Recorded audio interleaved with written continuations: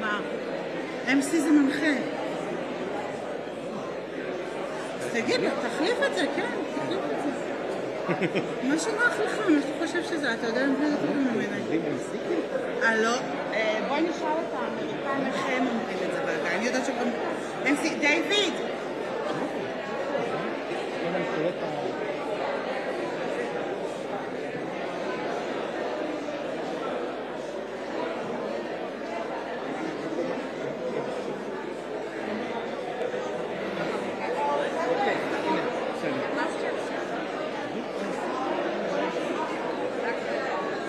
אין בעיה. לא,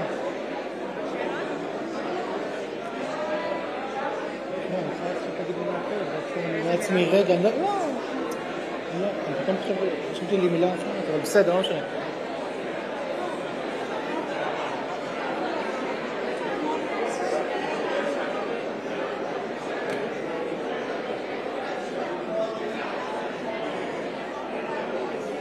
Jeff, הוא public diplomacy. He just moved.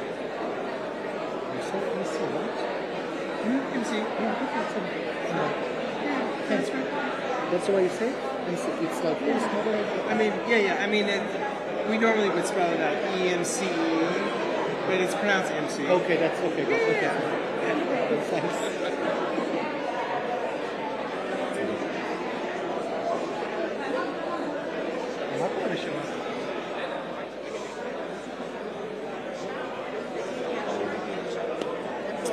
Okay.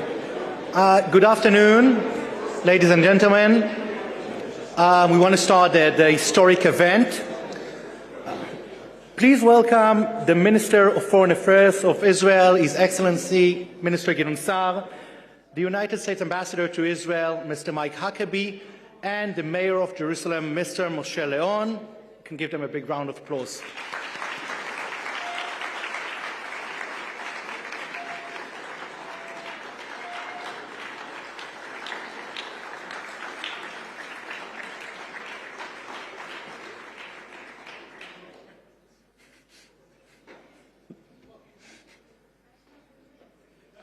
We shall wait a few seconds.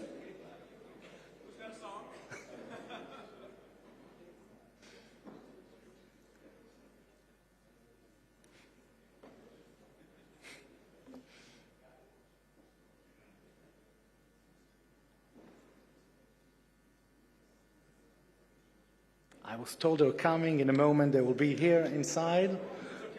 It's okay.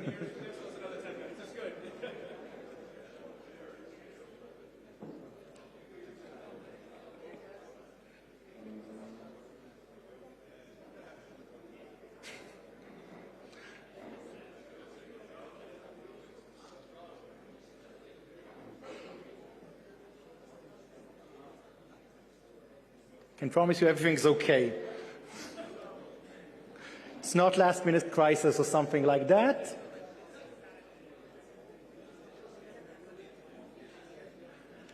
And let's also welcome Mrs. Huckabee together with the Ambassador, Mike Huckabee.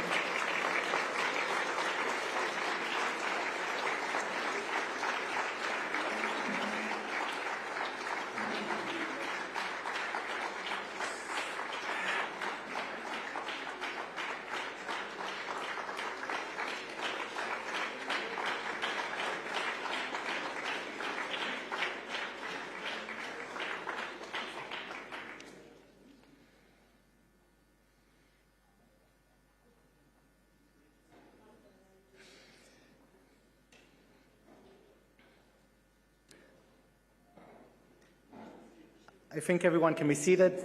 Thank you very much.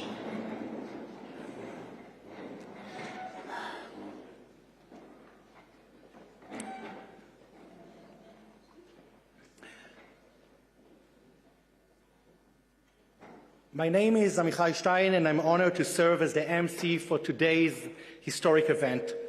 We are gathered here in Israel's eternal capital, Jerusalem, to witness an event of the signing of the Allenby Agreement, allocating the permanent site of the Embassy of the United States of America here in Jerusalem.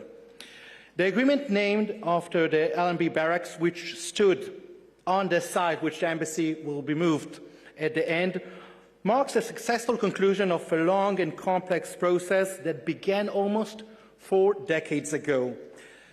It also represents another important chapter of the implementation of what President Trump announced back in 2017, his decision to recognize Jerusalem as Israel's eternal capital and to relocate the U.S. Embassy from Tel Aviv to Jerusalem.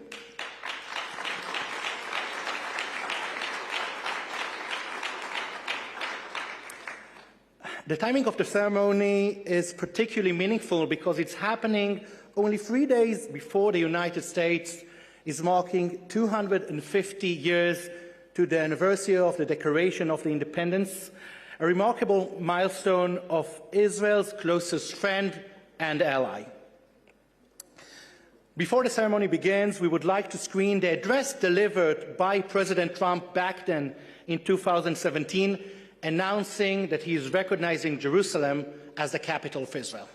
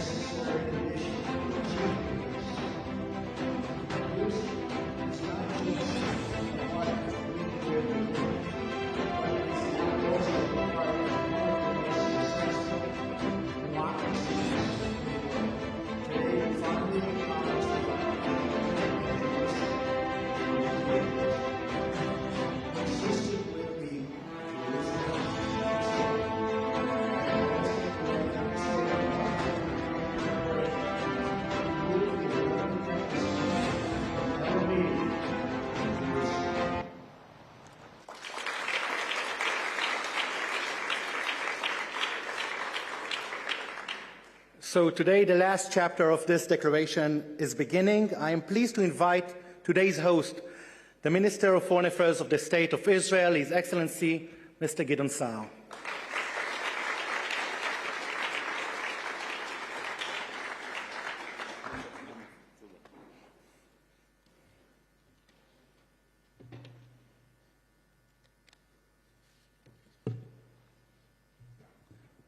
United States Ambassador and his wife, our dear friends, Mike and Janet Huckabee,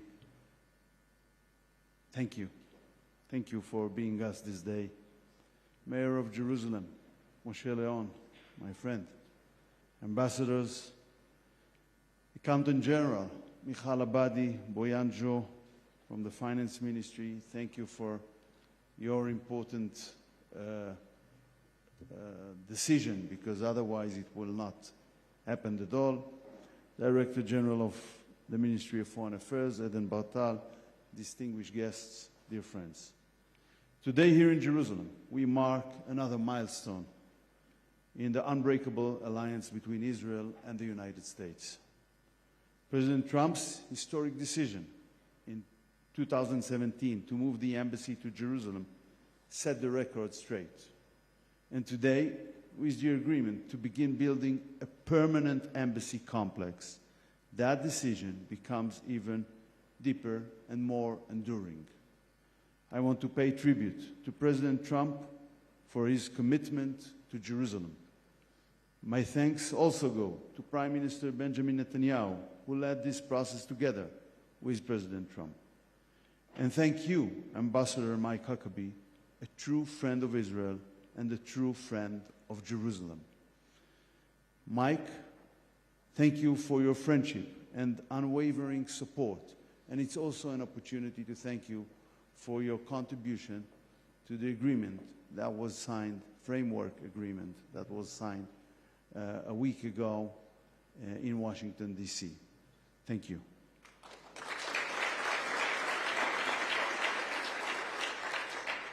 Friends, today we are signing the agreement for the allocation of the land for the construction of the permanent United States Embassy complex in Jerusalem, the eternal capital of Israel. The new site is located in the Allenby compound in Jerusalem and will be allocated for the embassy in accordance with the decision of the government of Israel on this matter. But this agreement is more than a transfer of land. It is a statement that recognizes history and a statement about building the future. We can talk about values, we can talk about freedom and liberty, values that we share and have fought side by side to defend. We can talk about how 250 years ago, Americans, founding fathers, drew inspiration from the biblical forefathers. But alongside our shared values, there is a great strategic asset in the bond between our countries. Israel is the most important strategic asset of the United States in the Middle East. Former U.S. Secretary of State Alexander Haig described Israel as the largest American aircraft carrier in the world that cannot be sunk. He was right, for both of our sakes. Just as the United States is indispensable to Israel, Israel is indispensable to the United States and its interests in this part of the world. And this agreement is just another clear message to our enemies. The bond between Israel and the United States is stronger than ever, stronger than any threat. A strong Israel makes America stronger, and a strong America makes Israel stronger. Friends, the decision to move the United States Embassy to Jerusalem was one of the most important diplomatic decisions in modern history. It corrected a historic injustice. And because of these decisions, other nations followed.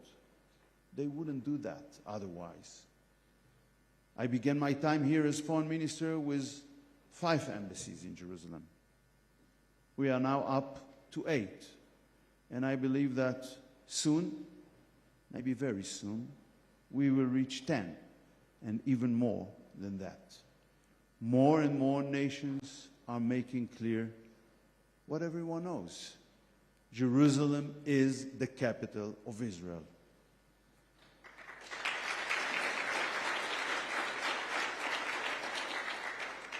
United and undivided. It has been the heart of the Jewish people for more than 3,000 years. King David made Jerusalem our capital. Ever since, the Jewish people have prayed toward Jerusalem. We swore never to forget it. Yet, yes, this weekend, the world, not just America, but the world will mark and celebrate 250 years of American independence. The United States of America has always been and remains a stronghold of freedom and hope for the entire world. I wish the American people happy 4th of July.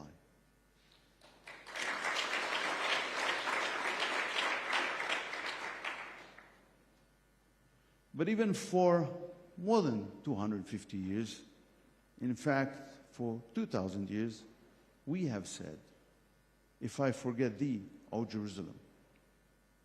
Tomorrow we mark the fast of 17th of Tammuz. We enter the period of mourning for the destruction of Jerusalem, we remember the destruction of our temple, first by the Babylonians and later by the Romans. And because we remember the destruction, we understand what it means to celebrate rebuilding. We know what it means to return home, to restore sovereignty, to fulfill the vision of the prophets of the return to Zion, to realize the dream of next year in Jerusalem. We will never be removed again from our eternal capital. Never.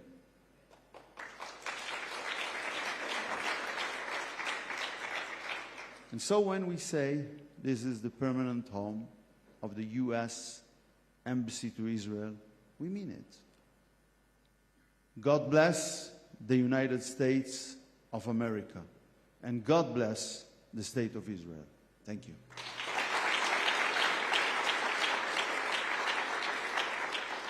Thank you very much, Minister Sar. I have the honor to invite the Ambassador of the United States to Israel, His Excellency Mike Huckabee, to address the audience. Thank you, Ambassador.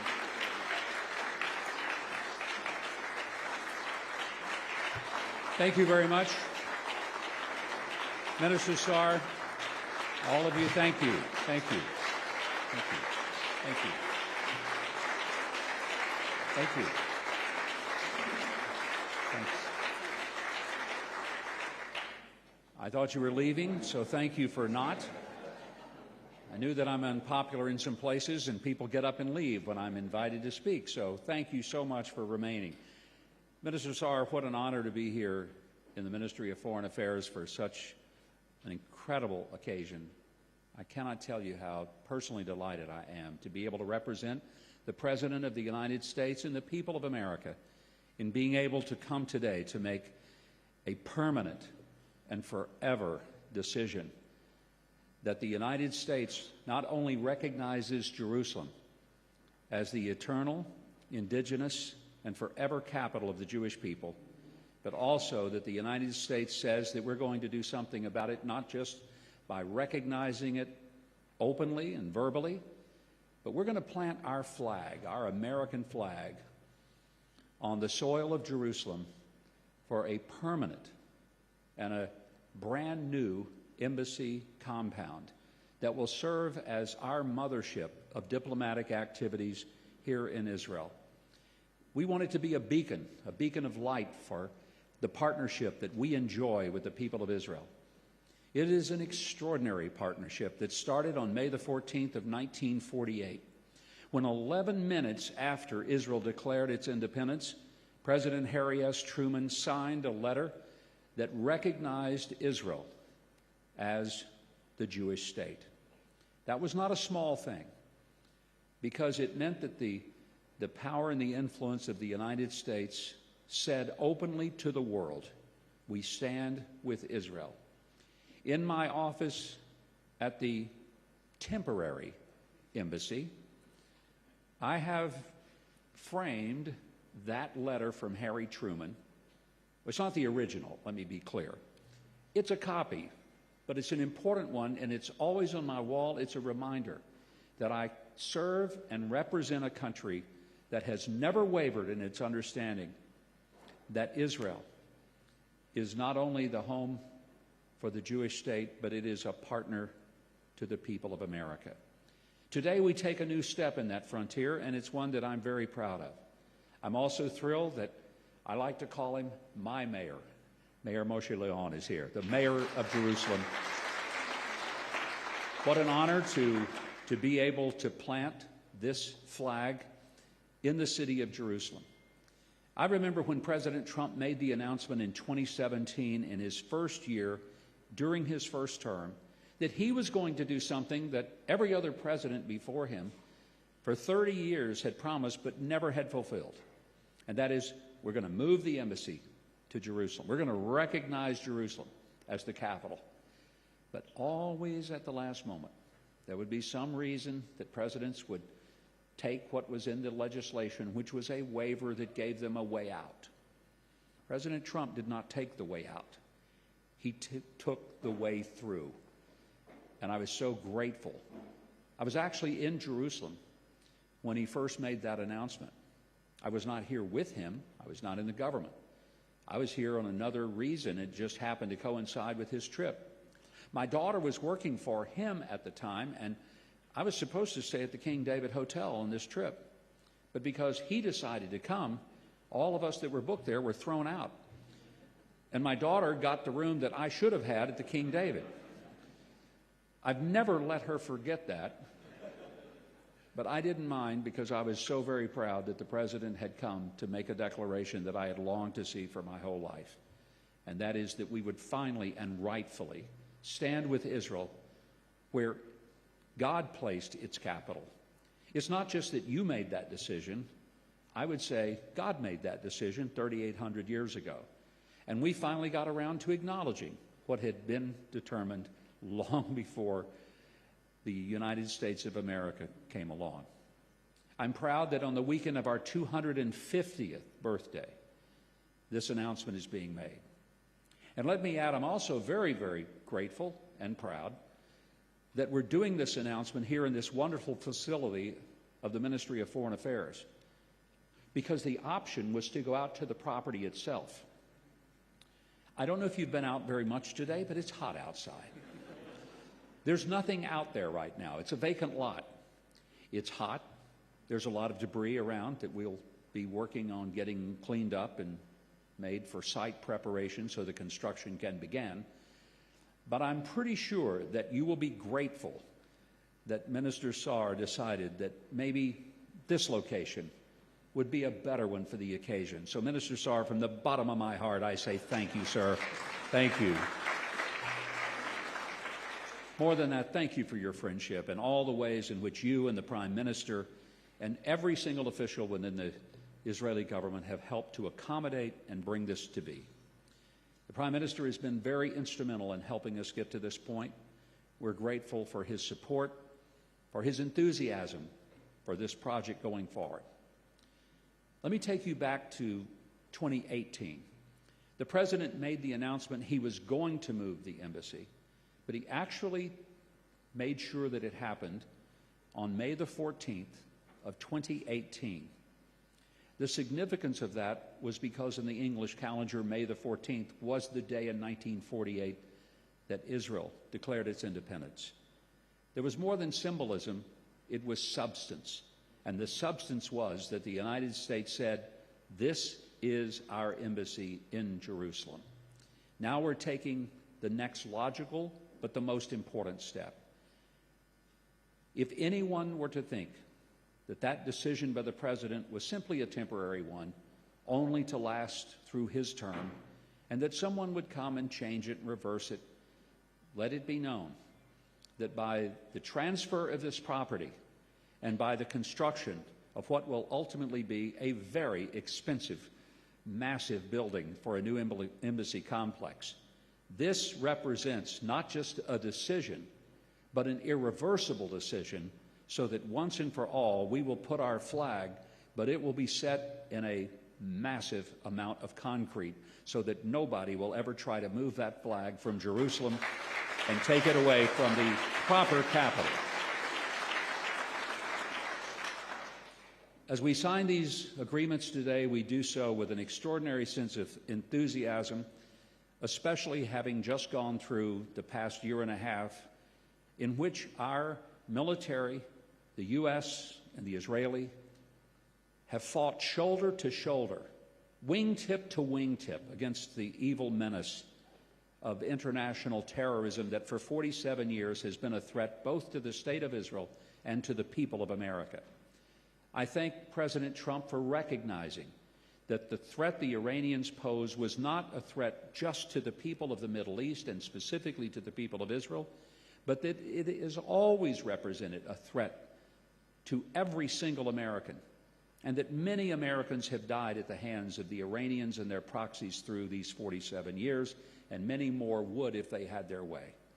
And that's why being able to represent the United States here in this land, truly a holy land, is an extraordinary privilege and honor for me, the likes of which I cannot begin to describe.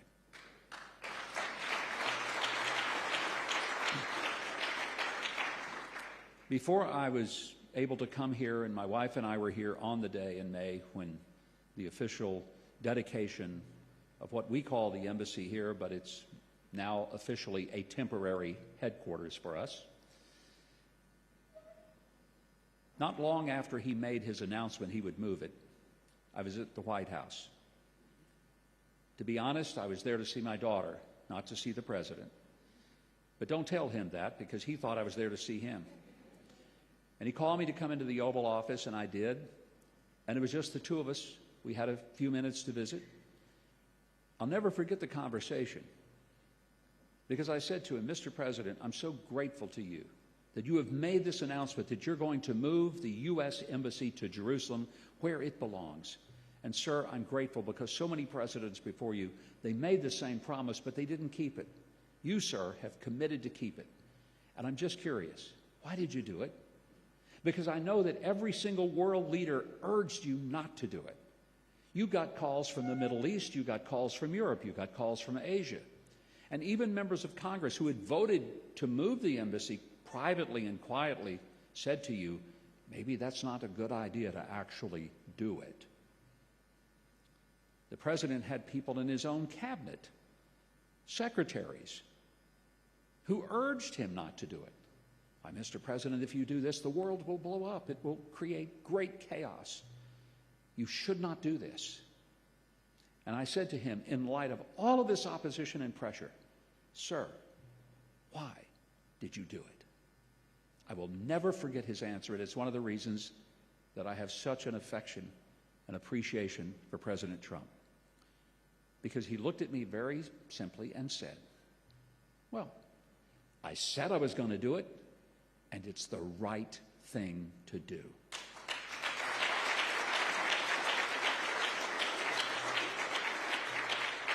I thought that's what leadership looks like. That's what it's supposed to be. I said I was going to do it, and it's the right thing to do. And I will say to the world, Mr. President, you've kept your promise. You have fulfilled what you said you would do.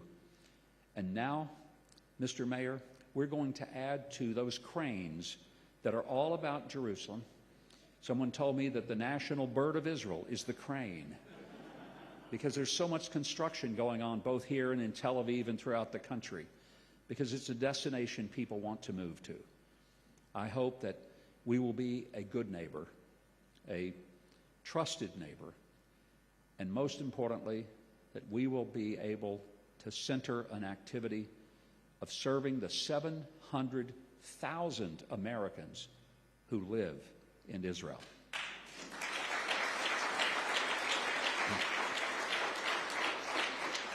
And to say, for those of you that don't realize it, 700,000 Americans represent an entire congressional district in the U.S. That's how many people live in a congressional district. When members of Congress come, I always say, welcome to Israel, the 436th congressional district of the U.S. And it is also the place where more people from outside the from the United States live outside the United States anywhere in the world except Mexico. I want you to think about that for a moment, because you would imagine that Mexico would certainly be first with 4 major states right on its border. Makes sense. But probably if I ask you to guess what's the second country, you would guess Canada, maybe the UK or France or Italy or one of our larger, more populated ally states. But no, the answer is Israel. It's the second largest home to Americans anywhere else in the world other than Mexico. And we're proud of that. That's why we have one of the largest embassies in the world, because we have that many Americans. We will be able to better serve them, but most of all, we will also be able to send a message to the world that America is here to stay. We are proud to have the partnership that we do with the people of Israel. And this partnership is as eternal as is the Jewish home. Mr. Minister, I want to say that I know that it is in the agreement that we make, that there is a contract and that the lease for the property is to be for a period of 99 years. And for that period of 99 years that is renewable, we are to pay the sum of $1. Sir, I wanted to present to you my personal contribution to the people of Israel, and I will present to you the dollar so that I want you to know we are making good on our commitment to you, sir. I will present to you the dollar when we sign the agreements. Thank you. Give him the dollar. Thank you very much, Ambassador. Thank you very much, Ambassador Huckabee. Later, we will transfer the dollar officially to the State of Israel. Our final speaker is the mayor of Jerusalem, the capital of Israel, a city who is sacred for billions around the world, and now is going to become the permanent residence of the U.S. Embassy to Israel. Mr. Mayor, thank you very much.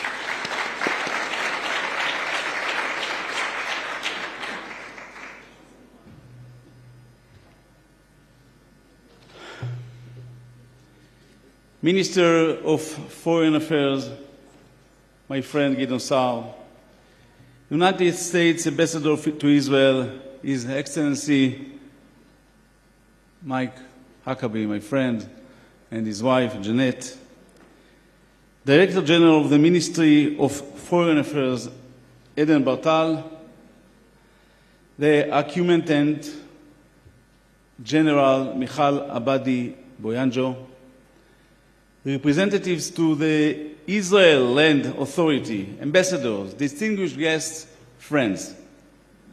Before King Solomon built the temple in Jerusalem, the Jewish people had the Mishkan, a temporary dwelling for the Shekhinah, the Holy Spirit.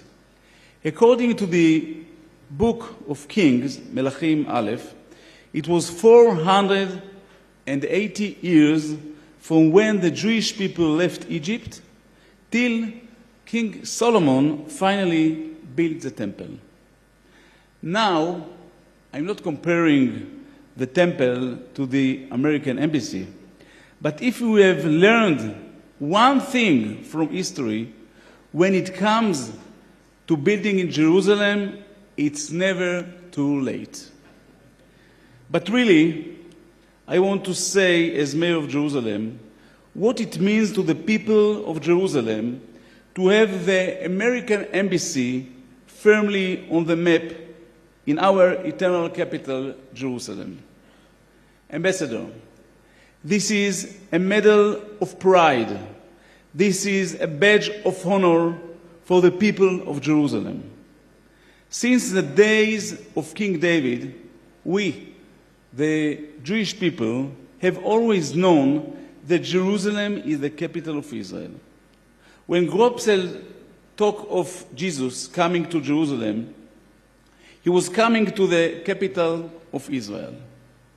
Yet, as we have heard, there are still so many people who refuse to accept our history in the land, in the city. They deny our rights, and they deny simple facts. The history decision of President Donald Trump set the record straight, and today we begin the process of turning the decision on paper into stone. Along this, the US, of course, we have other dear friends who have already established their embassies in Jerusalem or have begun to do so. To all of you, I say thank you. This is right decision and a wise decision, because when everyone else also understands the truth, the price of embassies will be much bigger. So today, I say thank you to all of you. Thank you to President Trump for standing with Jerusalem. Thank you to his ambassador our dear friend Mike Huckabee, a true defender of Jerusalem. Thank you. Thank you to Minister Sar for leading this important process and hosting us all here today. Jerusalem is in the heart of all of us, and soon our greatest friend, the USA, will be permanently in the heart of Jerusalem. Thank you. Thank you very much. Thank you very much, Mayor Moshe Leon. And now the moment we have been waiting for. We have now reached the most monumental moment of this ceremony. I invite Foreign Minister Gideon Sa'ar and Ambassador Mike Huckabee to the stage to sign the agreement. And I'll be happy also if they can be joined by the Mayor himself. Moshe. No? No. סליחה. אמרתי. סליחה. סליחה.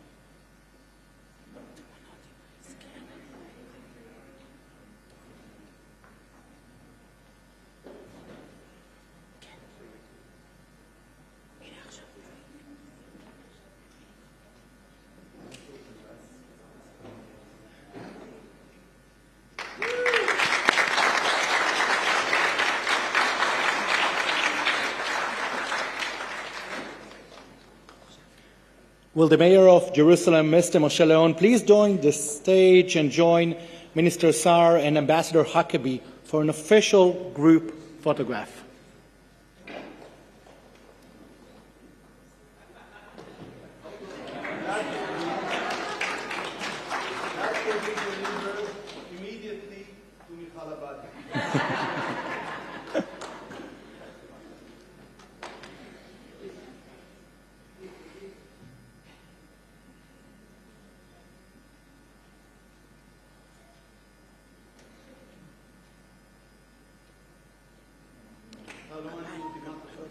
Let's give a big round of applause for this really historic event. We've been waiting for the moment for decades.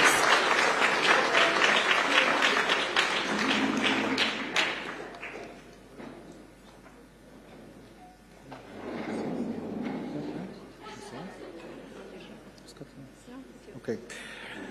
We would like to take the opportunity to wish our American friends a very happy 250th Independence Day. Ambassador Huckabee, it's just the beginning for the U.S. You're still young. Thank you very much for joining us for this wonderful afternoon. Have a pleasant and quiet day.